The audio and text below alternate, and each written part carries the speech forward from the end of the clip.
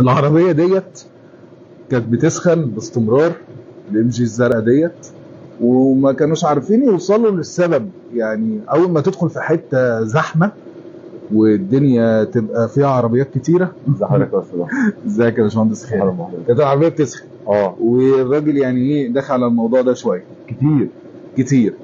والسبب في الاخر انتوا عرفتوه.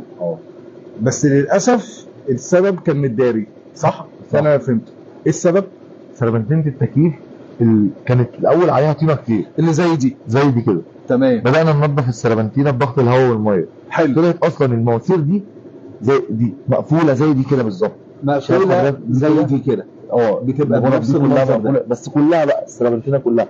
فطبعا بالتالي بتمنع دخول الهواء على الرادياتير، بتمنع الهواء يخش اصلا لبره. حلو. يعني ده السبب الاساسي. ديت العربيه ديت مخبوطه في السربنتينه، صح؟ دي مربوطه في السربنتينه والرادياتير والصدر مكسور زي ما حضرتك شايف كده. دي عربيه ام جي زد اس؟ زد اس. معروف الموضوع ده بيحصل فيها كتير للاسف. المصفحه قلنا تقريبا اللي هي بتحل الموضوع ده بشكل كبير. بشكل كبير. طيب تمام. ايه ده بقى؟ ما هو ده موتور العربيه الزد اس دي. طب باظ؟